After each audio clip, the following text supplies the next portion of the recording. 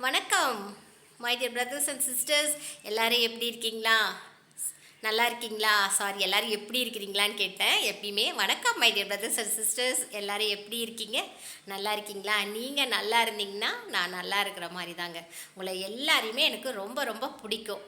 Daily ஏதாவது ஒரு பதிவு உங்ககிட்ட ஷேர் பண்ணும்போது உங்ககிட்டே டைரெக்டாக பேசுகிற மாதிரி ஒரு ஃபீலிங் ஆகுது.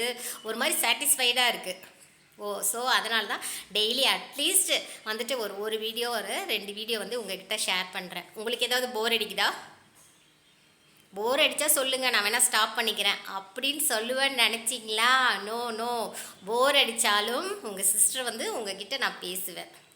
உங்ககிட்ட பேசினாதான் சாட்டிஸ்ஃபைடாக இருக்குது. My dear brothers and sister, my tears குட்டீஸ். அப்புறம் எல்லாம் நல்லா இருக்கீங்களா? எல்லாம் சாப்பிட்டீங்களா? இன்றைக்கி நான் சொல்ல போகிற ஒரு பதிவு பார்த்திங்கன்னா, இன்றைக்கி என்ன டாபிக் சொல்லலாம், பேர்டன். நம்மள எத்தனை பேருக்கு பேர்டன், அதாவது சுமைகளில் சுகமான சுமைகள்னு சொல்லுவாங்க. பட் ஆனால் சுகமான சுமைகள்னு சொல்ல முடியாது. ஒரு சிலருக்கு வேண்டாம் சுகமான சுமைகளாக இருக்கும். ஏன்னா ஒவ்வொரு நாளுமே ஒவ்வொரு சுமைகள் தான் ஃபேமிலியில் இருக்கிறவங்களுக்கு. ஓகேவா?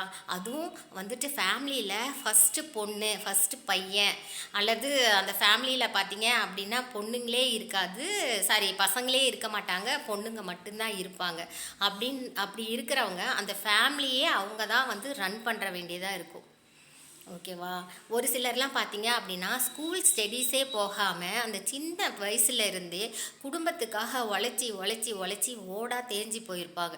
அவங்களுக்காக ஒரு நல்லது கெட்டது எதுவுமே செஞ்சிக்க மாட்டாங்க.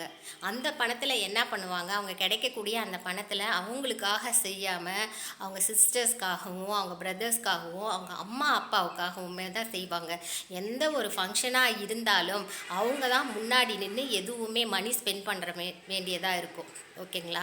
சிஸ்டரோட காலேஜ் ஸ்டடீஸாக இருந்தாலும் சரி, அவங்களோட பிரதர்ஸோட காலேஜ் ஸ்டடீஸாக இருந்தாலும் சரி, கடைசி வரைக்குமே அந்த சுமைகளை அவங்க ஒரு மூட்டையாக தான் சுமக்க வேண்டியதாக இருக்கும். எத்தனையோ பேரை நம்ம பார்த்துருக்கோம். அதே மாதிரி சிஸ்டர்ஸும் அதே மாதிரி தான். ஒரு ஃபேமிலியில் பசங்க இல்லாமல் இருப்பாங்க. பசங்க இல்லாமல் இருக்கும்போது அந்த முழு சுமைகளுமே அந்த பொண்ணு தாங்கிக்குவா அந்த குடும்பத்துக்காக. ஓகேவா? நாள் பகல் பாராமல் அந்த குடும்பத்துக்காக வேலைக்கு போவாங்க. அந்த குடும்பத்துக்காகவே படிப்பாங்க. படிச்சுக்கிட்டே பார்ட் டைம் பார்க்குற ஸ்டூடெண்ட்ஸ்லாம் நிறையா பேர் நானே பார்த்துருக்கேன். எங்கள் காலேஜ்லேயே நிறைய ஸ்டூடெண்ட்ஸ் இருப்பாங்க, படிச்சுக்கிட்டே இருப்பாங்க. படித்தா ஹோட்டலில் சர்வராலாம் நான் பார்த்துருக்கேங்க, என்ஜினியரிங் ஸ்டூடெண்ட்ஸ். அப்படி பார்க்கும்போதெல்லாம் அப்படியே மனசே அப்படியே கஷ்டமாக இருக்கும். பட் இருந்தாலும் நான் அவங்கள அப்ரிஷியேட் தான் நான் பண்ணுவேன். எந்த வேலையாக இருந்தாலும் அது ரசித்து செஞ்சால் தப்பே இல்லைங்க. என்னை பொறுத்த வரைக்கும் திருடக்கூடாது, பொய் சொல்லக்கூடாது. அது மட்டும்தான். நம்ம ஏதாவது ஒரு தப்பு பண்ணிருப்போமா டைரெக்டாக சொல்லலாம். யாருக்கு நம்ம பயந்துக்கணும்னு அவசியமே கிடையாது. நம்ம மனசாட்சிக்கு நம்ம பயந்துக்கணும். அதே மாதிரி யாராவது ஒரு கோடியாக ஏதாவது வச்சுருந்தாலும், பொருள் வச்சாலும் அதை நம்ம திருடவே நம்ம கூடாதுங்க. அது ரொம்ப ரொம்ப தப்பான ஒரு பழக்கம். நம்ம இறுதி மூச்சு நிற்கிற வரைக்கும் நம்ம நல்லா பாடுபடணும், நல்லா உழைக்கணும். நம்ம குடும்பத்தையும் நம்ம சுற்றி இருக்கிறவங்களையும் நம்ம நல்லா பாதுகாத்துக்கணும். இது சுமைகள்னு சொல்ல முடியாது. இது ஒரு சுகமான சுமைகள் கூட சொல்லலாம். ஒரு சிலர் சொல்லுவீங்க, என்ன சிஸ்டர், நான் காலேஜ் ஸ்டடீஸ் முடிச்சதுலேருந்தே வேலைன்னே தான் நான் போயிட்டே இருக்கேன். என்னை ஃபேமிலி என்னால் ரன் பண்ணவே முடியல, ரொம்ப கஷ்டமாக இருக்குது. இத்தனைக்கும் பார்த்திங்கன்னா எங்கள் வீட்டில் நான் ஒரே ஒரு சன் தான், எனக்கு சப்போர்ட்டாக வேறு யாருமே இல்லை. எங்கள் அப்பா அம்மாவே நான் தான் பார்த்துக்கணும். எங்கள் அம்மாவுக்கு நான் ஒரு வேளை அவங்க முடியாதவங்களாக இருப்பாங்க, அப்பா ஏஜ்டு பர்சனாக இருப்பாங்க. இந்த மாதிரி சுச்சுவேஷன்ஸில் நான் தான் சிஸ்டர் என் குடும்பத்தையே ரன் பண்ணுற மாதிரி இருக்குது அப்படின்னு நினைக்கிறவங்க எத்தனை பேர். இன்னொரு ஃபேமிலிலாம் பார்த்தீங்கன்னா சிங்கிள் மதராக இருப்பாங்க. ஒன்று அவங்க ஹஸ்பண்ட் இறந்து போயிருப்பாங்க, ஒரு ஆக்சிடெண்ட்டில் இறந்துருக்கலாம், ஒரு ஹார்ட் அட்டாக்கில் இறந்துக்கலாம், எனி ரீசன்ஸ் எதுலையாவது டெத் ஆகிருக்கலாம்.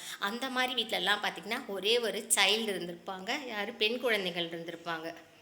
அவங்க என்ன பண்ணுவாங்க அப்படின்னா, படித்து முடிச்சுட்டு நம்ம அம்மாவுக்காக சப்போர்ட்டாக இருக்கணும்னு சொல்லிட்டு ஒரு சில வேலைக்கெல்லாம் போவாங்க.